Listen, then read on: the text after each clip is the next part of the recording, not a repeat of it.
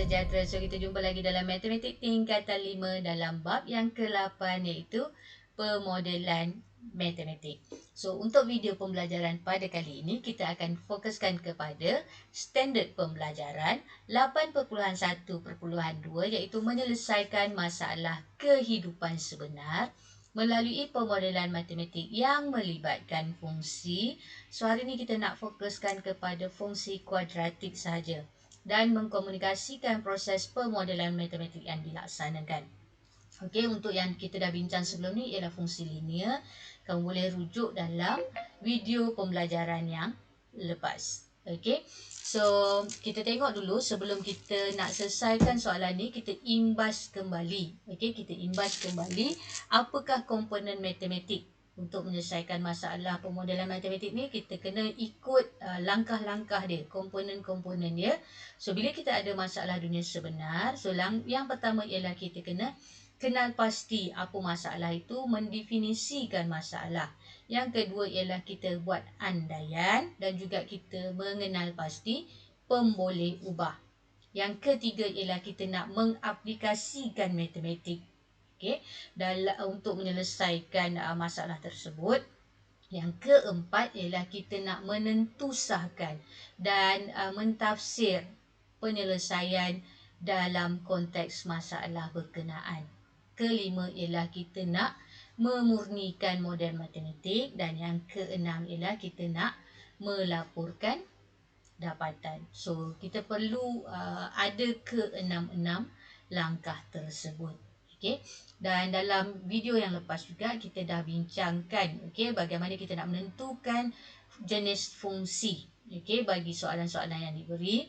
So bila kita ada satu data, bila kita plotkan graf, kita dapat graf menyerupai satu garis lurus, maka fungsi tersebut ialah fungsi linear.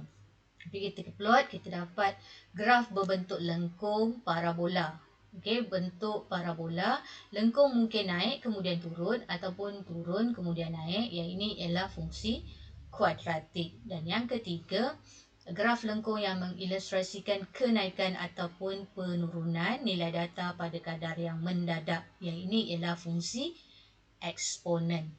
So hari ini kita akan fokuskan pada kuadratik. So kita tengok rujuk pada contoh 3 muka surat 237 dalam buku teks. Okey, raja di bawah menunjukkan kerata rentas sebatang sungai. Seorang ahli hidrologi mengukur kedalaman sungai Y meter pada jarak berbeza X dari tebing sungai. Keputusan yang diperolehi diberikan dalam jadual berikut. So dia nak ukur jarak, dia ukur jarak dan dia tengok berapa kedalaman sungai tersebut. Okey, dengan menggunakan pemodelan matematik, tunjukkan cara ahli hidrologi itu menggunakan data di atas untuk menentukan kedalaman sungai. So jadi kita nak kena guna pemodelan matematik. So di sini dia bagi jarak dari tebing sungai, bermaksud jarak itu ialah diukur dari tebing sungai ke tengah, semakin ke jauh daripada tebing itulah. Okey, katakan dia mula daripada sifar, maksudnya di hujung tebing ini kedalaman sungai adalah sifar. Okey, kemudian dia ubah jarak 4 meter daripada tebing sungai. So bila dia gerakkan 4 meter dari tebing sungai, kedalaman sungai ialah 1.5 meter. Kemudian dia ubah lagi, dia naikkan lagi jarak kepada 8 meter. Jadi kedalaman sungai itu jadi 2.3 meter dan seterusnya. Kalau kita tengok di sini, jarak dari tebing sungai ni semakin lama semakin naik. Okey, semakin jauh daripada tebing sungai sampailah ke 30 meter. Tapi kedalaman sungai kita dapati bermula daripada sifar, kemudian dia naik sehingga 2.9 dan kemudian dia turun semula ke sifar. Jadi kita tengok di sini kedalaman sungai ni dia naik kemudian dia turun semula. Okey, so kita nak tunjukkan bagaimana cara dia mendapatkan. So kita mula dengan yang pertama. Apakah masalahnya? Apakah persoalan yang ada dalam soalan tersebut? So kita diminta untuk menentukan kedalaman sebatang sungai. So, bagaimana kita nak menentukan kedalaman sebatang sungai? So, apa andaian dia? So, kita boleh membuatlah andaian yang kita rasa terlibat dalam kita nak menentukan kedalaman sungai tersebut. Yang pertama ialah kita andaikan sungai tersebut paling dalam di bahagian tengah. Okay, kita andaikan kedalaman sungai biasanya paling dalam di bahagian tengah. Jadi kita letak itu sebagai andaian dia. Kedalaman berkurangan sehingga sifar di bahagian tepi. Okay, maksudnya di bahagian tepi itu kedalaman dia semakin lama semakin berkurangan. Dan kita juga boleh buat andaian bahawa kita mengukur kedalaman tersebut pada waktu yang sama.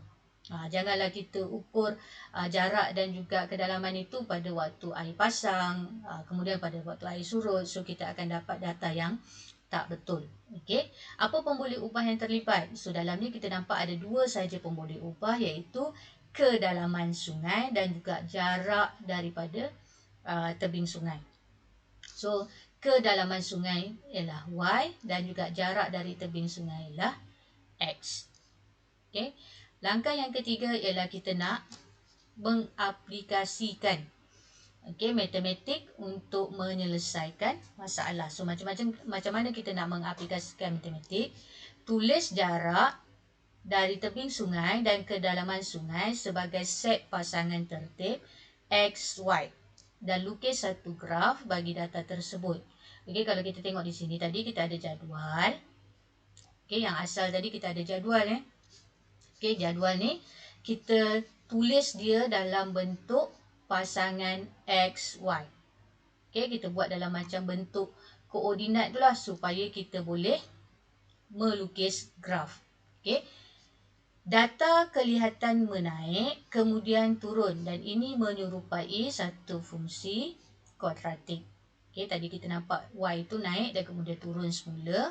Okey, so bila kita lukiskan graf yang dilukis menunjukkan lengkung penyesuaian terbaik dan menyerupai graf fungsi kuadratik. So, berdasarkan titik X dan Y tadi, kita plotkan titik dan kita lukis lengkung. So, kita nampak dia menyerupai fungsi kuadratik. So, dia semakin naik, kemudian turun semula. Okey, dalam pemodelan matematik ni, untuk mewakilkan situasi sebenar, nilai anggaran digunakan. Jadi, kita menggunakan untuk kita plotkan ni, okay, kita dapat lengkung yang cantik ni, kita menggunakan nilai anggaran. Dan berdasarkan graf, didapati kedalaman sungai adalah 3 meter. Hal ini berlaku ketika jarak dari tebing sungai ialah 15 meter. So, ini anggaran kita. Kita dapati titik yang tempat dia pusing di atas ni ialah titik maksimum itu ialah pada 3 meter. So, bila kita tengok pada jarak dia ialah pada 15 meter. Maksudnya, bila X 15, Y kita dapat 3 meter. Ini berdasarkan graf yang kita lukis. Okey, kita pergi pada langkah seterusnya iaitu bagaimana kita nak menentusahkan dan mentafsir penyelesaian dalam konteks masalah. Okey, tentukan fungsi kuadratik berkenaan yang mempunyai bentuk. So, ini kita kena tahulah persamaan umum bagi fungsi kuadratik iaitu Y sama dengan AX kuasa 2 tambah BX tambah C. Okay, kemudian kita tentukan pemalar A, B dan C. Maksudnya kita kena cari apa itu A, apa itu B, apa itu C. So, kita dah tahu bahawa fungsi kuadratik dia ada 3 pemalar A, B dan C. Okay, so kita ambil mana-mana titik X dan Y tadi untuk kita cari nilai A, nilai B dan nilai C untuk kita gantikan dalam persamaan tersebut. So, kita ambil yang mudah iaitu sifar-sifar 25 dan 1.7 dan juga 30 sifar. So, kita gantikan dalam persamaan umum ini. Bila kita gantikan titik sifar-sifar, X sifar, Y sifar, kita dapati nilai C dia adalah sifar. Okey, kemudian kita ambil titik seterusnya 1.7 dan 25 ni, nilai X dia 25, nilai Y dia 1.7. Kita dapat satu persamaan linear, iaitu 1.7 sama dengan 625A tambah dengan 25B tambah C. So, kita biarkan persamaan linear tersebut. Kita gantikan pula dengan titik yang berikutnya, iaitu 30 dan sifar. Kita dapat lagi satu persamaan linear, iaitu sifar sama dengan 900A tambah 30B tambah C. So, bila kita ada dua persamaan linear ni, kita kena selesaikan persamaan tersebut untuk mencari nilai A dan nilai B. Okey. Oleh sebab nilai C ialah sifar, sistem bagi dua persamaan linear dalam dua pemboleh ubah ialah 1.7 sama dengan 625A ni tambah 25B ni kita letakkan sebagai persamaan pertama. Okey, yang sifar sama dengan 900A tambah 30B kita letakkan sebagai persamaan kedua. So, kita dah belajar bagaimana kita nak selesaikan persamaan linear serentak. So, boleh gunakan kalkulator ataupun boleh menggunakan kaedah penghapusan, boleh menggunakan kaedah penggantian. Okey, di sini kalau kita selesaikan antara persamaan satu dan persamaan kedua, daripada persamaan kedua ni, sifar sama dengan 900A tambah dengan 30B ni, kita akan dapati bila kita cari nilai B, kita akan dapat negatif 30A. So, daripada B, kita tukarkan persamaan tersebut, jadikan B sebagai perkara rumus, kita akan dapat B sama dengan negatif 30A. So, ini kita namakan dia sebagai persamaan ketiga. Lepas tu, menggunakan kaedah gantian, gantikan persamaan ketiga, maksudnya gantikan nilai B ni dalam persamaan pertama. Jadi, bila kita gantikan 1.7 sama dengan 625A tambah 25B, tempat B ni kita gantikan dengan negatif 30A. Jadi, kita selesaikan, kita akan dapat A sama dengan negatif sifar plus sifar 136. So, bila kita dah dapat nilai A, kita ganti balik dalam mana-mana persamaan. Persamaan pertama boleh, persamaan kedua boleh, persamaan ketiga boleh. So, lebih mudah kita gantikan dalam persamaan ketiga. B sama dengan negatif 30A. A kita dah dapat. Jadi, B sama dengan negatif 30 darab dengan nilai A yang kita dapat ni. Jadi, kita akan dapat nilai B ialah sifar perpuluhan 408. Okay, bila dah dapat nilai A, nilai B, nilai C tadi kita dah tahu, maka fungsi kuadratik yang mungkin ialah Y sama dengan negatif sifar perpuluhan sifar 136 X kuasa 2 tambah dengan sifar perpuluhan 4 sifar 8 X tambah C. C tadi sifar, so tak payah tulis pun tak apa. Jadi kita gantikan dengan X15. Kita nak tengok dapat tak sama dengan graf kita tadi. Okey, so bila kita gantikan dalam persamaan ini, X sama dengan 15, kita akan dapati nilai Y ialah 3.06. So, kita dapati, kita boleh katakan hampir dengan jawapan yang diperolehi daripada graf. Sebab tadi graf kita dapat 3. Jadi, jawapan kita ni hampirlah dengan graf yang kita lukis tadi. Okey, kemudian memurnikan model. Model kita dalam model ni kita andaikan kedalaman sungai adalah paling dalam di bahagian tengah. Ini andaian kita buat tadi. Hal ini mungkin tidak benar bagi sesetengah sungai lain. Maka model baru diperlukan untuk andaian yang baru. Okey, dan melaporkan dapatan kita hanya tulis sebagai laporan penuh dibuat berdasarkan struktur rangka kerja permodelan di atas. Okey, ini adalah bagaimana kita nak menyelesaikan soalan yang melibatkan fungsi kuadratik. Okey, kita tengok satu contoh soalan lain. Sebuah syarikat menjual kalkulator ingin membuat model keuntungan jualan. Jadual menunjukkan jumlah keuntungan jualan PX apabila X unit kalkulator dijual. Tentukan keuntungan maksimum syarikat tersebut. syarikat itu. So dia bagi kat kita ada bilangan unit X, bilangan unit berapa kalkulator dijual dan juga berapa keuntungan dia. Dan dia minta kita untuk tentukan keuntungan maksimum syarikat tersebut. Dia ingin membuat model keuntungan jualan. So kita buat satu persatu, mengenal pasti masalah. Dapatkan model keuntungan jualan syarikat itu dan tentukan keuntungan maksimum. So satu ialah kita dapatkan model. Apa persamaan dia. Yang kedua ialah kita menentukan keuntungan maksimum bagi syarikat tersebut. Berdasarkan jadual yang diberi ni. Dan juga apa andaian yang boleh kita buat. So kita andaikan bahawa keuntungan maksimum dicapai pada suatu paras jualan tertentu dan jumlah keuntungan maksimum ini bukan dicapai berdasarkan bilangan unit kalkulator tertinggi yang dijual. So ini andaian kita. Kita kata bahawa keuntungan dicapai bila dia sampai satu paras tertentu, tapi bukan bergantung kepada bilangan unit kalkulator yang dijual. Dan pemboleh ubah yang terlibat di sini ialah jumlah keuntungan iaitu P tadi dan juga bilangan kalkulator yang dijual iaitu X. Keuntungan P dan juga unit kalkulator iaitu X.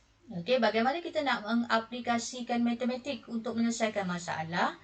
Graf PX melawan X dilukis. Jadi kita dah ada data, jadi kita boleh plotkan graf.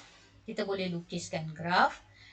Graf PX melawan X dilukis. Bentuk graf yang terhasil menunjukkan lengkung kuadratik. So bila kita plotkan graf, kita dapat satu lengkung parabola, iaitu fungsi kuadratik. Berdasarkan graf, keuntungan maksimum ialah 270,000. Kita tengok puncak titik maksimum bagi graf ini ialah pada 270,000, iaitu apabila 3,000 unit kalkulator dijual. Maksudnya pada X dia ni 3,000, so PX ialah 270,000. So jadi bilangan unit di sini ialah 3,000. Untuk maksimum dia dapat 270,000. Ini berdasarkan graf. So kita nak tentu sahkan, kita tahu bahawa fungsi kuadratik ialah PX sama dengan AX kuasa 2 tambah BX tambah C. Jadi kita pilih 3 titik, 3 koordinat. So sifar dengan negatif 90,000, 1,000 dengan 110,000 dan juga 6,000 dengan negatif 90,000. So bila kita gantikan dalam persamaan, kita akan dapati negatif 90,000 sama dengan A sifar kuasa 2 tambah B sifar tambah C. Jadi kita dapat satu persamaan kat sini iaitu nilai C. C ialah negatif 90,000. Kemudian kita nak cari nilai B dengan nilai A. Kita gantikan lagi dua koordinat tu. Jadi bila kita selesaikan, kita ambil 1,000 dengan 110 ni, kita akan dapati, kita gantikan nilai macam yang kita buat dalam contoh sebelum ni, kita akan dapati 1,000 A tambah B sama dengan 200. Ini ialah persamaan pertama. Kemudian kita ganti pula nilai yang lain iaitu 6,000 dan negatif 90,000. Kita akan dapati persamaan linear yang kedua iaitu 36,000 A tambah 6B sama dengan sifar, iaitu persamaan kedua. So bila kita ada dua persamaan linear tadi, kita boleh selesaikan persamaan linear tersebut. So persamaan kedua kita ada 36,000 A tambah 6B sama dengan sifar. Untuk persamaan satu, kita darabkan dengan 6. Kita darabkan dengan 6 supaya kita boleh gunakan penghapusan. So bila kita darabkan dengan 6, persamaan yang pertama tadi kita akan dapat 6,000 A tambah dengan 6B sama dengan 1,200. Jadi bila kita tolakkan antara persamaan satu dengan persamaan kedua ni, kita akan dapati nilai A ialah negatif sifar perpuluhan sifar 4. Gantikan A ni ke dalam persamaan satu untuk kita dapatkan nilai B. So bila kita gantikan nilai A, kita akan dapat nilai B ialah 240. Jadi persamaan kita ialah Px sama dengan negatif sifar perpuluhan sifar 4x kuasa 2 tambah 240x tolak 90,000. Okey. Apabila x sama dengan 3,000, kita gantikan tadi x ke 3,000, kita dapati bahawa nilai Px, nilai keuntungan dia adalah 270,000. Maksudnya ini ialah model yang kita gunakan dan ini ialah jumlah keuntungan maksimum dia. Okey. So yang berikutnya ialah memurnikan model matematik. Model ini mungkin tidak benar bagi keuntungan maksimum yang diperolehi oleh syarikat lain. Okey, mungkin hanya sesuai untuk syarikat ini tapi tidak untuk syarikat lain. Model baru diperlukan untuk situasi yang berbeza. Kejituan jawapan akan bertambah jika lebih banyak data diambil. So, tadi kita hanya ambil beberapa data, tapi mungkin kalau kita buat bilangan itu lebih kerap, mungkin kita akan dapat jawapan yang lebih jitu. Okay, dan yang terakhir, melaporkan dapatan, iaitu buat laporan berdasarkan tafsiran penyelesaian yang diperolehi. Okay, so itu ialah bagaimana kita nak menyelesaikan soalan penyelesaian masalah yang melibatkan pemodelan matematik bagi graf fungsi kuadratik. So, kita akan sambung lagi dengan video berikutnya untuk fungsi eksponen.